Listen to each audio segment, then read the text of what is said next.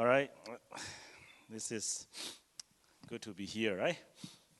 You guys are healthy, and a lot of people are sick, but we are blessed. We're not that bad. Some of you might get a running nose. I have a little bit, but I'm fine. So this week, one of our friends, especially like in this, Tuesday night, TISA teacher, one of the teachers, she passed away. That was her funeral, on Friday. So I went there, and she is like, 76, and some of you might know, Mary Yule. We pray for her, and I went to her funeral, and I received, this this program, and she kind of like, did a lot of, this, of education background. She went to, Syracuse University and study and, get a, seminar, finish seminar and stuff like that. And she served the Lord for many, many years. And not many people, like, she's not that famous kind of, evangelist. Not many people even came to the funeral. But when I look at her life, and I went to see her at the hospital, and, she has a throat cancer, very serious kind of cancer, and she couldn't speak. So she gave, like she has this kind of writing pad, and she write, and we have to read. So this is what, I went there, and, this time she has breast cancer before, and now, this throat cancer. And she wrote it down. I'm ready to go home. So that's what she said. I'm ready for, to go home. So, she is very ready, even at that point, to go to heaven. And even though, like, we are Christians, sometimes when you see that, what kind of, question you ask, that's what I'm asked. I ask, by myself, why, suffering, right? She served the Lord for many, many years in Africa. Came back on 2007. Then she just, worked with all these refugees that are here, teaching them English and, all the Bible and stuff like that. But she died with this kind of very aggressive throat cancer. Cannot even breathe. So why, that suffering? And somebody, wrote a quote, from her Bible, and this is what she said. Very, very, humble, very humble lady. She wrote, this just paraphrasing. A lot of people believe that, like blessing, and people are looking for outward appearance. When you look at, I'm blessed, kind of stuff like that. People are looking outward appearance. But it's not really, when God bless you, it's not necessarily outward things. When God bless you, it is totally inside stuff. It is kind of inner peace. That's what she wrote. So I think that is totally, true. So we're talking about, a lot of, many, many weeks ago, we talked about, blessing, right? And when people talk about blessing, and when some people preach, most of the time, they're looking for what? Outward things. How much you are blessed by having this car. How much you are blessed by having all these good friends. You're blessed because you have such and such great education, such and such great parents. Those are like not bad, but those are like kind of outward, stuff that you're looking for. But what is inside you? So, do you guys still remember, when God, talk about blessing, all the good things came from what? Above. Those are perfect gifts, right? Perfect gifts from heaven. And also, we know that there are special kind of blessing, God give, right? So how will you earn? How will you get that special kind of blessing, kind of store, that blessing store for you? How will you get that blessing? In order to have that, you should be qualified for what?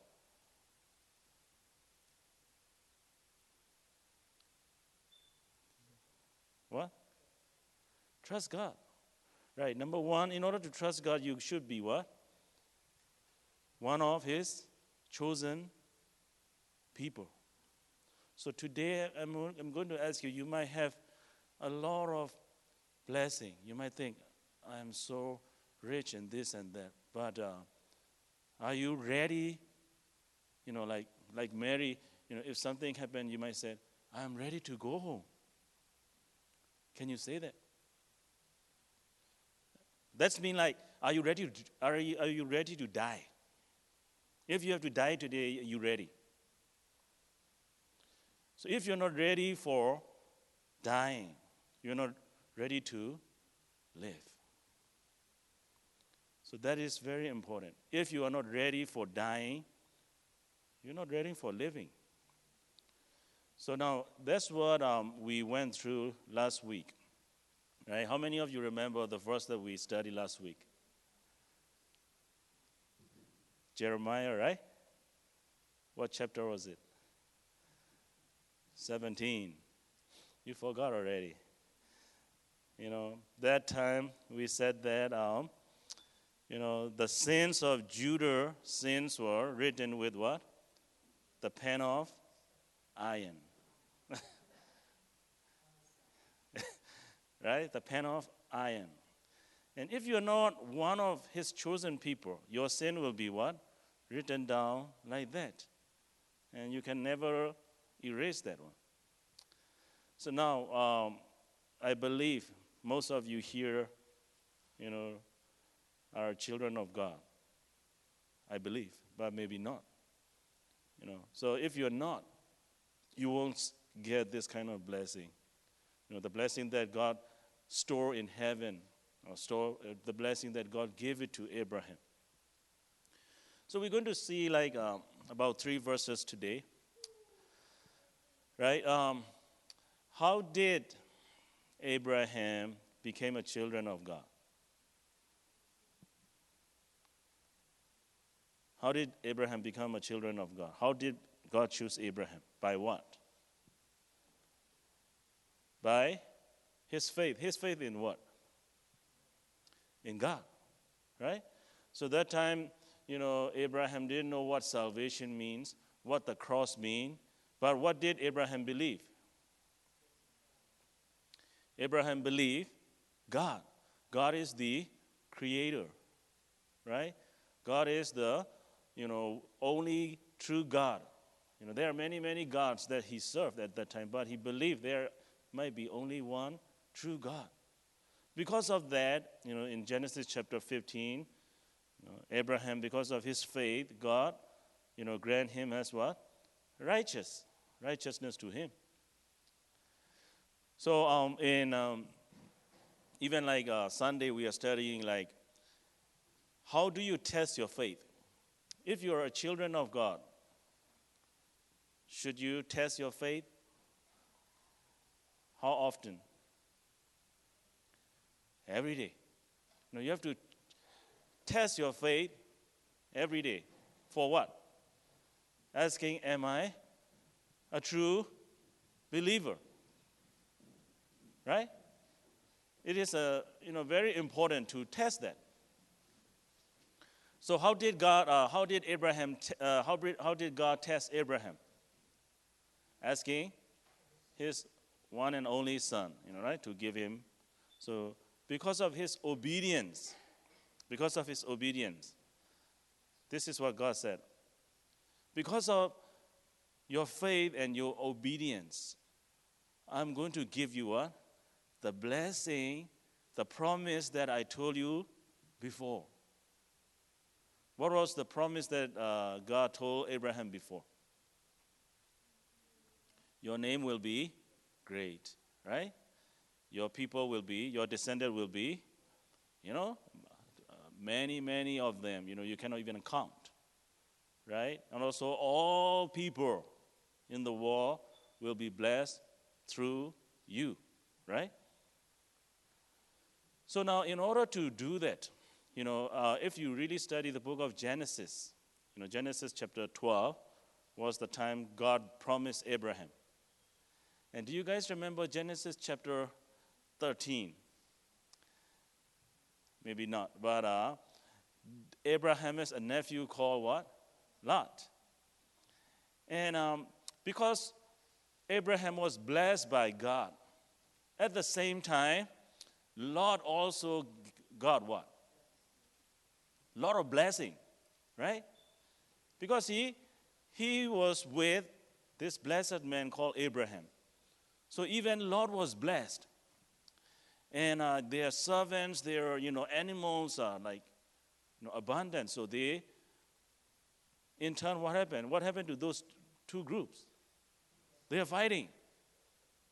Do you see, always, when you have abundance, outward kind of blessing, people started doing what? Fighting. Do you see the churches now today? If you have many, what? Church members, and other church have many church members, are they blessing each other or are they jealousing each other? Jealous each other. See, that's a kind of, the problem with, outward stuff. But Abraham is not like that. So when Lot, when the fighting's coming, Abraham said what? Hey, take whatever you want. You are first. You take whatever you want. That kind of man was, Abraham. That's mean he had what? Innerly he was what? Blessed, peaceful. See? And after that, let's read this one. Let's read this verse. Genesis chapter 13, 15. Genesis chapter 13, 15. I'm going to tell you to study this verse. I'm going to let you study this one. Okay, let's read it together. For all the land which you see, I give to you and your descendants forever. And the next verse.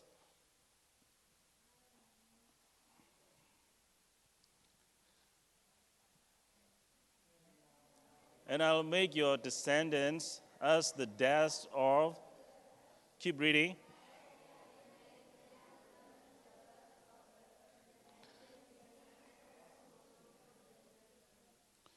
So here, after, they split, God called Abraham, right? And then this is the promise that he said to Abraham before. And verse 14, let me read this from ESV. The Lord said to Abraham, after Lot had separated from him, lift up your eyes and look from the place where you are, northward, southward, and eastward, and westward. For all the land that you see, I'll give to you and to your offspring forever. See? God told Abraham to look what? All those four corners. And whatever you see, and wherever whatever direction you go, I'll give it to you and your descendants. What does that mean? That means Abraham, oh, look, and okay, let me, walk this way, and that way, and that way. Okay, so I walk every way of God. So now he has to walk how many miles? Can he do that? So what does that mean?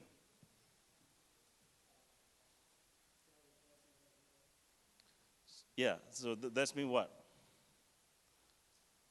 He has to walk with God every day, right? If he walk with God every day, he's going to have all these what? Blessing. So for you the same. That's why we have to test our faith, right? Every day. Do you walk with God every day? And if you said, I'm children of God, right? And you walk with God every day to get what? To get blessing. Whatever direction you walk, the eastward, the northward, south, whatever direction you go with whom? With God. So that means you need to obey God every day. So in order to obey God, what do you have to do? In order to obey God, you have to know what He's saying, right? So I was like talking to my my brother-in-law last night. We kind of started, like chatting, talking each other, from 10 a.m.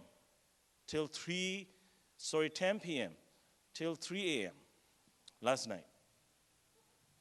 We started with sushi business. And then we went to, Donald Trump, politics. We talk, and then finally the rest of our conversation is about faith. And we start from Genesis, and it's talking about all the timelines, how God is, doing, this and that, and, we argue, and, not that we don't agree, but, some of the stuff in the Bible, let's say, this is kind of challenging. He challenged me, and I challenged him back. We have how many hours, in a day? 24 hours, right? How do you get that 24 hours? How, according to Genesis, how those 24 hours come from what? What? From God, yeah, how? But, that's the sun, the moon, and the star, because God said those, sun, moon, and the star, so that we'll have what? Day and night. So, this is the quiz for you guys. When did God create the sun, the moon, and the stars? On the fourth day. Very good. So those are called what? Solar systems, and the time that we are using, right? The hours that we are using was solar hour, right? 24 hours kind of stuff. But in day one, how do you get 24 hours? Yeah. Do you have the sun, the moon, and the star in day one? No. So where is that? The night and the morning is one day. How do you get? Is that first day and the fourth day? Will those be the same hours? Because there's no moon, stars, and sun at that time. Day one, right? Only started from day 4. So how do you know that the first day is 24 hours? So that's what we are arguing, right? So, and how do you find out is that right or wrong? That's why, people started talking, there might be billions and billions of years, millions or millions of years. Or maybe you take, 1,000, what? Year is one day. How do you know that it's not that true, or more, it's just, there's only 24 hours? How can you tell that?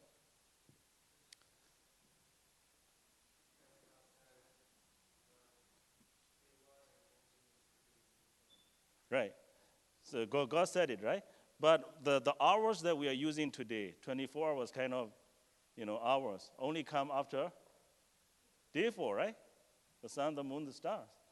So, but those, when God said that, let there be, let there be. But how can we exactly tell those are 24 hours period of days? We don't know, right? So that's why the Bible, mention some of the things that we need to know. But there are many things that we don't understand. So there, at that time, you need what? You need faith, right? How can you figure it out? Who can tell you that stuff? So only thing you can do is what? By faith. See, the time at the time Adam and Eve, right? Before they have sinned, do they have brain? And do we have brain right now? Okay, so will those two brains will be the same?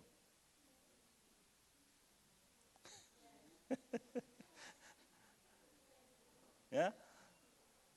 Right?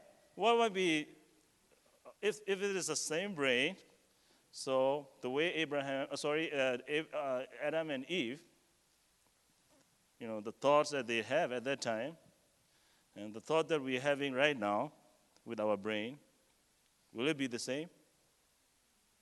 No. Right? So that's why we have to understand, faith. Faith is very important. Right? Now you guys are like, I don't see the youngest one. Who is the youngest one right here? These are too big. I'm looking for like maybe start a talking baby, stuff like that. If I tell, come, something, and then if I tell about 2 years old baby, who will trust me more? Baby.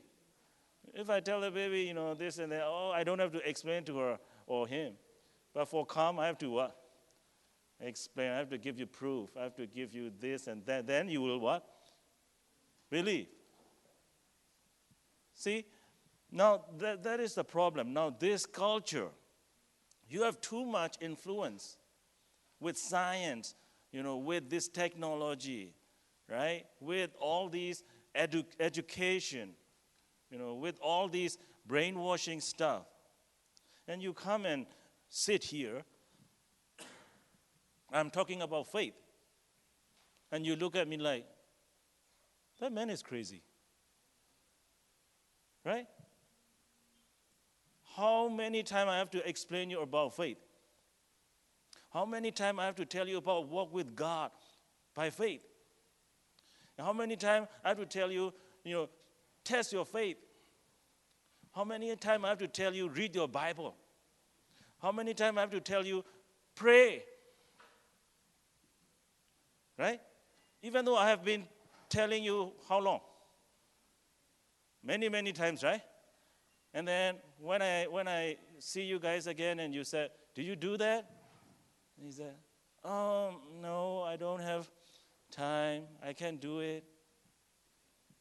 See, that's the issue that we're talking about. Right? You might think, oh, yeah, Pastor, you're right. We have to walk with God, so we have to understand His Word. We have to understand the Bible. But the problem is, do you study it? Do you read that Bible? See? Do you pray? No.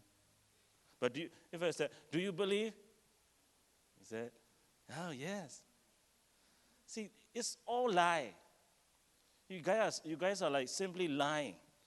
We are like kind of simply what? Lying, to each other, one another. Right? So when Abraham, said that, I believe, I have faith. Abraham didn't even know where he's going. Right? Go back and read the book of Hebrews, right? Chapter 11. Abraham didn't even know where he was going at that time. Abraham didn't even have a son. Right? And Abraham, at that time, his name was what? Just Abraham. It's not Abraham yet. So as a man, Abraham, a kind of what? Wavering in his what? Faith, right? So how did he get other child? By Hagar, right? By Hagar. How did he get a son with Hagar? His wife Sarah gave it to him. But his wife Sarah, how did she get Hagar? The Egyptian. So they went to where? Egypt. Why? Because of the famine, right? But God said that, according to Genesis 13, you walk with me what? Every day. Whatever direction you walk with me. Even when the famine comes, when the tough time comes, right? But because Abraham was a man, he was waver in his faith, right? So that's how he got Ishmael. So see, whenever you don't walk with God, whenever you don't trust, whenever you don't believe in God, the outcome is always bad. That's why you walk with God every day, whatever direction you go. I don't have time for 2 verses. Those are the same. God spoke to Moses, and God spoke to Joshua. The same kind of stuff. Whatever the land you touch, whatever the land you step on, I'll give it to you. The same meaning, what? You walk with me every step of your life. Then I'll give you all the blessing, the store blessing to you and your descendant. See? I've been keep telling you to study, to read, to have quiet time. How many times? A lot, right? But that is your decision. You want your blessing. You walk with God every day of your life. You want something, bad things, you stop walking with God every day of your life. That will change your history. You are the one that writing your own history. How will you write your history? Okay, you choose. And sometimes people said, I will write my history whatever I want till I go to where? Hell. If you choose that way, that's fine with me. You do that. But if you would like to write your history well, the Bible said what? You walk with God, whatever direction you go. That is your decision, your choice. And I believe, it is very tough to walk with God nowadays. But the topic that we are studying today is what? Blessing. If you want that blessing, walk with God. All right? God bless you all.